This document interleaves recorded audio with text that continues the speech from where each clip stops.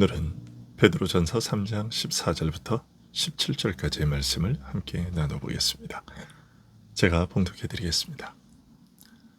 그러나 의를 위하여 고난을 받으면 복이 있는 자니 그들이 두려워하는 것을 두려워하지 말며 근심하지 말고 너희 마음에 그리스도를 주로 삼아 거룩하게 하고 너희 속에 있는 소망에 관한 이유를 묻는 자에게는 대답할 것을 항상 준비하되 온유와 두려움으로 하고 선한 양심을 가지라. 이는 그리스도 안에 있는 너희의 선행을 욕하는 자들로 그 비방하는 일에 부끄러움을 당하게 하려 함이라. 선을 행함으로 고난받는 것이 하나님의 뜻일진데 악을 행함으로 고난받는 것보다 나으니라. 아멘. 12절과 13절에서 사도는 하나님의 눈은 의인을 향하시고 주의 얼굴은 악행하는 자들을 대하시니 너희가 선을 행하면 누가 해하겠느냐고 말했습니다. 그렇다면 선을 행하는 자는 고난을 받는 일이 없어야 할 것입니다. 하지만 14절에서는 의를 행하다 보면 고난을 받는다고 말합니다. 앞뒤가 맞지 않는 것처럼 보이지만 이런 일은 실제로 벌어집니다. 이런 일이 발생하는 이유는 악인의 악행 자체가 다른 사람을 무고하게 해하고 괴롭히는 것이기 때문입니다.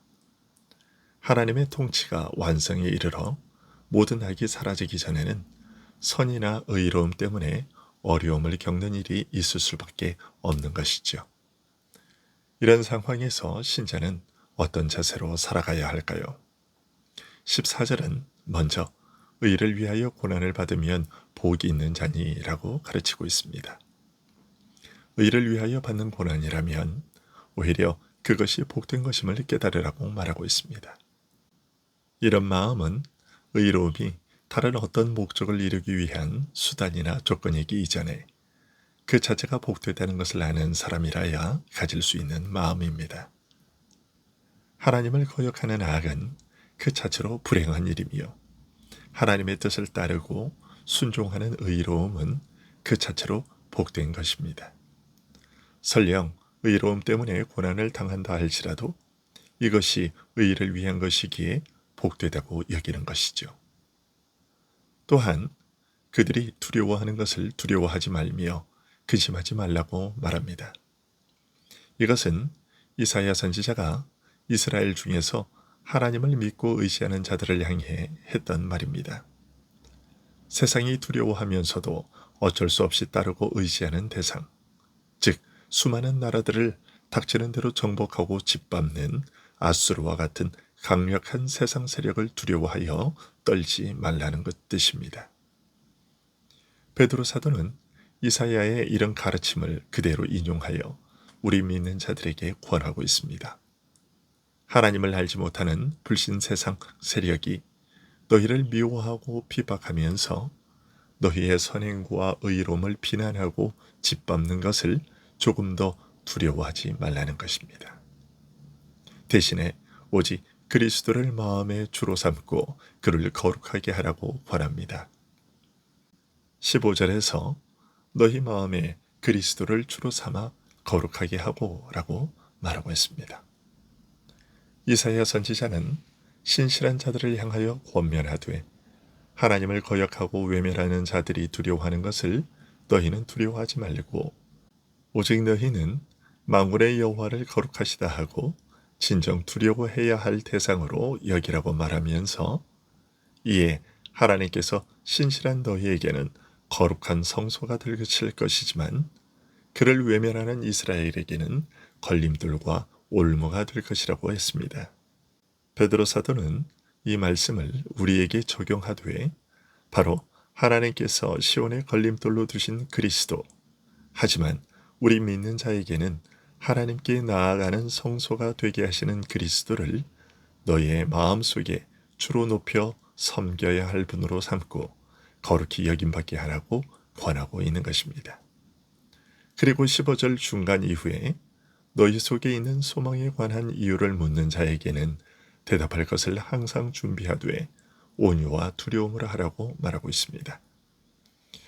어째서 저런 분을 주로 높여 섬기며 거룩하게 여기는지, 그에게서 살 소망과 구원을 얻는지, 그 이유가 무엇이며 그 도리가 무엇인지 깊은 관심을 보이면서 묻거나 따지는 모든 사람에게 분명하고 당당하게 밝히고 변호할 말을 항상 준비하라는 것입니다.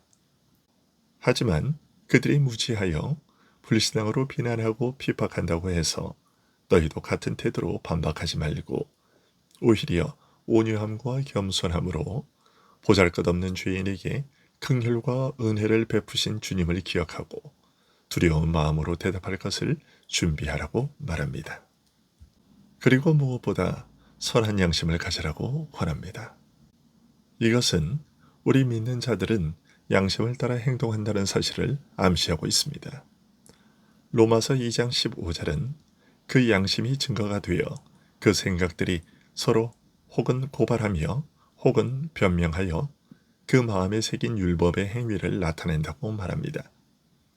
마음속에서 어떤 일을 두고 그것의 옳고 그름을 따지고 판단하는 기능이 양심이라는 것이죠.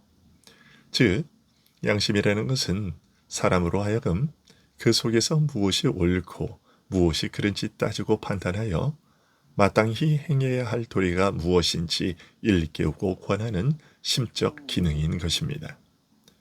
그런데 사람의 양심이 언제나 바르게 기능하지는 않습니다.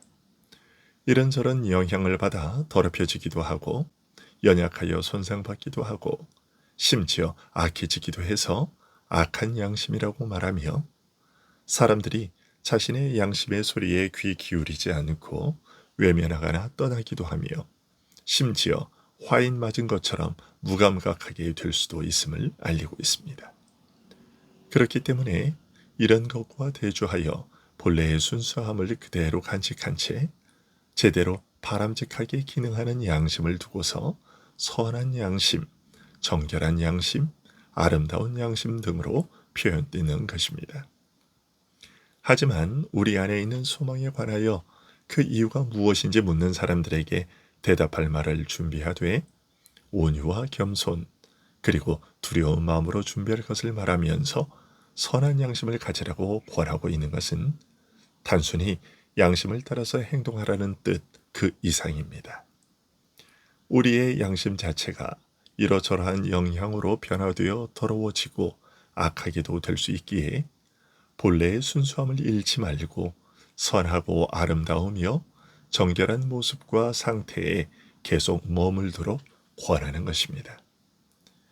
이미 변질되어 더럽혀지고 손상되고 악하게 되었다면 순전하고 바람직한 모습, 선하고 아름답고 정결한 상태를 회복할 것을 권하는 것이라 할 수 있습니다. 그러면 우리가 이렇게 해야 하는 이유는 무엇일까요? 16절은 이렇게 설명하고 있습니다. 이는 그리스도 안에 있는 너희의 선행을 욕하는 자들로 그 비방하는 일에 부끄러움을 당하게 하려 함이라. 우리가 선한 양심을 따라 행하면 무지하거나 악한 마음으로 우리의 선행을 왜곡하여 비난하고 욕하는 자들까지도 부끄럽게 될 것이기 때문이라고 알려주고 있습니다. 17절은 그렇게 선을 행함으로 고난받는 것이 하나님의 뜻일진데 악을 행함으로 고난받는 것보다 낫다고 알려주고 있습니다. 선을 행하는 것 자체가 고난을 무릅쓸 만큼 귀중한 것이라면 그래서 하나님께서 그 사랑하시는 자들로 하여금 애매한 고난조차 받게 하시기도 한다면 악을 행하여 그 대가와 형벌로 고난을 받는 것보다 한없이 아름답고 귀중한 것이라는 말입니다. 의를 위하여 고난을 받으면 복이 있는 자다라고 앞에서 한 말을 다시 설명한 것이라 할 수 있습니다. 이와 같은 사도의 가르침을 따라 비록 선을 행함으로 고난받는다 할지라도 그것이 하나님의 뜻이라는 것을 우리가 기억하고 하나님께 영광을 돌리는 하나님의 신실한 백성들이 될 수 있기를 간절히 소원합니다. 기도하겠습니다.